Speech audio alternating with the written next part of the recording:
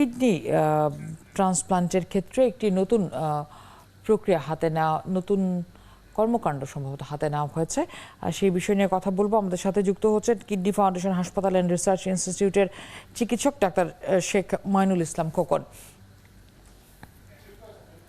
জনাব মাইনুল, আপনাকে স্বাগত জানাচ্ছি। শুরুতেই যে বিষয়টি জানতে চাই সেটি হচ্ছে যে কিডনি ট্রান্সপ্লান্ট আমরা আসলে অনেক দিন ধরেই বাংলাদেশে হয়ে আসছে, নানাভাবে আইন মেনে, আইন অমান্য করে নানাভাবেই হচ্ছে। সেক্ষেত্রে আপনার কাছে আমরা একটু জানতে চাই যে অর্গান ট্রান্সপ্লান্ট বা কে আরেকটু এগিয়ে নিতে ক্যাডভারিক ট্রান্সপ্লান্ট কার্যক্রমকে বলা হচ্ছে যে জোরদার করার কথা। সেটিকে আসলে আপনারা কিভাবে জোরদার করতে চাচ্ছেন, মানে সামাজিক আন্দোলন হিসেবে রূপ দিতে চাচ্ছেন আপনারা? সেই ক্ষেত্রে আসলে আপনারা পদক্ষেপগুলো কি কি নিচ্ছেন? আপনাকে খুবই ধন্যবাদ। আপনি জানেন যে পৃথিবীর প্রথম ট্রান্সপ্লান্ট শুরু হয় 1954 সালে, এবং এর পরবর্তীকালে ক্যাডাভারিক ট্রান্সপ্লান্টেশন শুরু হয় 62 সালে। 8 বছরের মাথায় কিন্তু মানুষ লাইভ রিলেটেড কিডনি ট্রান্সপ্লান্ট থেকে ডিজিজ ডোনার ট্রান্সপ্লান্ট বা ক্যাডাভারিক ট্রান্সপ্লান্টে গিয়েছে। বাংলাদেশে লাইভ রিলেটেড কিডনি ট্রান্সপ্লান্ট শুরু হয় 1982 সালে বঙ্গবন্ধু শেখ মুজিব মেডিকেল ইউনিভার্সিটিতে। কিন্তু আপনি দেখেন সেই 1982 সালের পরে প্রায় 40 বছর পর 2022 সালে এসে গিয়ে আমাদের ক্যাডাভারিক ট্রান্সপ্লান্টেশনটা হলো। অথচ উন্নত বিশ্বে প্রায় 80 থেকে 90% মানুষের ট্রান্সপ্লান্টেশন হয় ক্যাডাভারিক ট্রান্সপ্লান্টেশন থেকে। আমি একটু আগে দেখছিলাম আপনাদের একটি অনুষ্ঠানের অংশে যে গত জুন মাসে প্রায় 475টি রোড ট্রাফিক অ্যাক্সিডেন্ট হয়, এতে 500 অধিক মানুষ মৃত্যুবরণ করে। আপনি দেখেন এই যে প্রতি মাসে যদি 500 মানুষ করে মৃত্যুবরণ করেন রোড ট্রাফিক অ্যাক্সিডেন্ট থেকে, বছরে প্রায় 6000 মানুষ মৃত্যুবরণ করছে। আমাদের দেশে প্রায় 2 কোটি মানুষের কোনো না কোনো কিডনি রোগ হয়, 40,000 মানুষের কিডনি বিকল হয়। এর মধ্যে এর আগে আমরা বলে থাকি যে সবসময় 10 থেকে 15% মানুষের চিকিৎসা পেতে, এখন সেটা আরো বেড়েছে।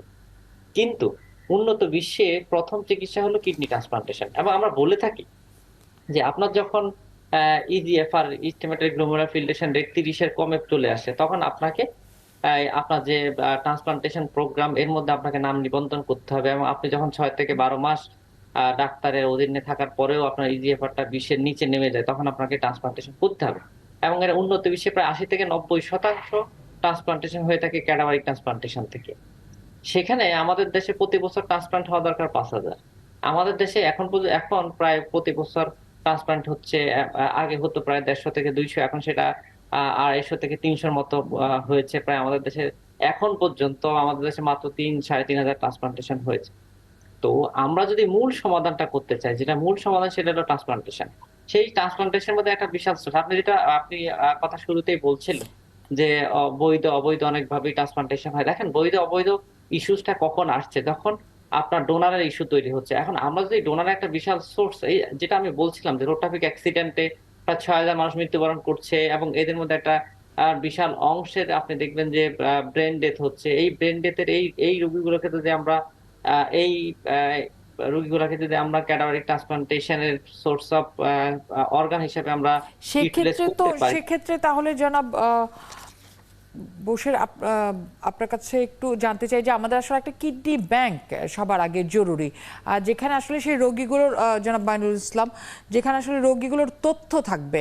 এবং শুধুমাত্র আপনি যেটা বলছেন যে ব্রেন ডেথ হলে কিংবা সড়ক দুর্ঘটনার ক্ষেত্রে, সড়ক দুর্ঘটনা, ধরুন একটি সড়ক দুর্ঘটনা হলো পিরোজপুরে, সেক্ষেত্রে আমার রাস্তার যে দূরত্ব, সেই সময় কিডনিটা নিয়ে এসে আসলে ঢাকার একজন রোগীকে তো দেওয়া সম্ভব না। তাহলে সারা দেশেই আসলে আমার এই প্রস্তুতিটি থাকতে হবে, আমার তথ্য থাকতে হবে রোগীর আসলে যে টেস্টগুলো তখন একদম শেষ মুহূর্তে করা দরকার, অন্তত ম্যাচিং করার জন্য সেই তথ্যগুলো আপডেট থাকতে হবে হাসপাতালগুলোতে। সেই শক্তিমত্তা আসলে আমাদের হাসপাতালগুলোর কতটা রয়েছে? আপনি খুবই চমৎকার একটা বিষয় বলেছেন। দেখেন কিডনি ব্যাংক হওয়া তো অনেক ক্ষেত্রে সম্ভব নয়, অনেক ক্ষেত্রে সম্ভব নয় এই কারণে, কারণ কিডনি তো আর ব্লাডের মতো আমরা সংরক্ষণ করে রাখতে পারি না। কর্নিয়া, যেমন শ্রীলঙ্কার কথা প্রায় সময় আমরা বলে থাকি যে কর্নিয়া অনেক বেশি ওটা কর্নিয়া ডোনেশন হয়ে থাকে। দেখেন বাংলাদেশে বা বিশ্বের প্রত্যেকটা জায়গায় যে যেটা হয়ে থাকে, আপনি যেটা চমৎকার একটি জিনিস বলেছেন সেটা হলো যে রোগীদের তথ্যাদি। দেখুন আমি যে প্রতিষ্ঠানে কাজ করছি কিডনি ফাউন্ডেশন হসপিটাল, সেখানে অধ্যাপক হারুন রশিদ স্যার দীর্ঘদিন ধরে এই পেশেন্ট পুল, যে কোন রোগীটার আমাদের রক্তের গ্রুপ কি, তার প্রাইমারি ডায়াগনোসিস কি, তার কত বছর ধরে ডায়ালিসিস নিচ্ছে, তার ডায়াবেটিস আছে কিনা, এই তথ্যাদি আমরা কিন্তু সংরক্ষণ রাখছি। এবং আমরা যদি আপনাকে একটা বাস্তব অভিজ্ঞতার কথা বলি, যেটি বাংলাদেশের প্রথম ক্যাডাভারিক ট্রান্সপ্লান্টেশন হয় বঙ্গবন্ধু শেখ মুজিব মেডিকেল ইউনিভার্সিটি এবং কিডনি ফাউন্ডেশনের দুটি প্রতিষ্ঠানে দুটি ট্রান্সপ্লান্টেশন হয়। যে রোগীদের যে পুলটা আছে, আমরা কিন্তু রাতে যখন জানি যে একটা ডিজিটাল ট্রান্সপ্লান্টেশন মানে হওয়ার সম্ভাবনা রয়েছে, ক্যাটারাক্ট ট্রান্সপ্লান্টেশন হবে, আমরা কিন্তু রোগীদের দ্রুত সময়ের মধ্যে আমরা রোগীদেরকে খোঁজ দেওয়া যে আপনি আসেন হসপিটালে, এবং এর মধ্যে রোগীদেরকে এনে যাবতীয় পরীক্ষা নিরীক্ষা করা, এবং খুব অল্প সময়ের মধ্যে ট্রান্সপ্লান্টেশনটা হয়েছে এবং যাবতীয় প্রস্তুতি গ্রহণ করা সম্ভব হয়েছে। আপনি যেটা বলছিলেন যে হ্যাঁ, আমরা একটা ফিরোজপুরে একটা ঘটনা ঘটলো, বা আপনার পটুয়াখালী, বা আমাদের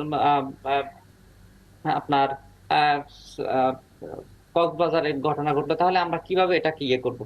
দেখেন, পৃথিবীর সব জায়গায় যেটা হয়ে থাকে, ইভেন আপনি বলে রাখি যে আমার পাশের দেশ ইন্ডিয়াও কিন্তু ট্রান্সপ্লান্টেশনের দিক দিয়ে পৃথিবীতে আমেরিকার পরে দ্বিতীয় স্থান তারা দখল অনেকখানি করেছে। তাদের নিজেদেরকে এগিয়ে নিয়েছে, কারণ দীর্ঘ সময় ধরে আসলে ভারত এই বিষয়টি নিয়ে কাজ করছে। তাদের প্রায় 3টি কিডনি ব্যাংকও রয়েছে।